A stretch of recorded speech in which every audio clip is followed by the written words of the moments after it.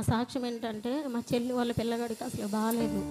Malaria, typhoid, రక్త కణాలు పడిపోయేసరికి 3 రోజులు హాస్పిటల్లో ఉన్నారు. తగ్గేసరికి ఇంటికి వచ్చేసరికి ఇంకా జ్వరం వస్తూనే ఉంటుందంట. అయితే వాళ్ళ అత్తగారు అంటున్నారంట, నువ్వు దేవుడా అంటున్నావు, నువ్వు నేను చెప్పిన మాట వినవా, అంతరం కట్టించుకోవడానికి రా అనేసి అంటున్నారంట.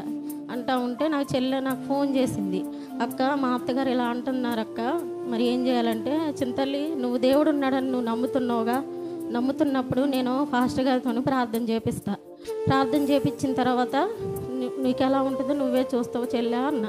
సరేలే అక్క, అయ్యగారికి ప్రార్థన చేపి అక్క అని ఫోన్ చేయమంటే ఫోన్ చేసిన. అయ్యగారు ప్రార్థన చేశారు. ఆ వారం రోజులు బట్టి అన్నం తినట్లేదంట, నిద్రపోవట్లేదంట, చికాకు చేస్తుందంట. అయితే అన్నయ్య ఎప్పుడైతే ప్రార్థన చేశారో మా చెల్లి వాళ్ళ పిల్లగాడు వారం రోజులు బట్టి అన్నం తినకుండా ఉండేవాడు, అన్నం తింటుండంట, మంచిగా ఉంటుండంట, ఆ జ్వరం నుంచి కూడా విడుదల పొందుకున్నాడట. ఈ సాక్ష్యాన్ని దేవుడు దీవించునుగాక.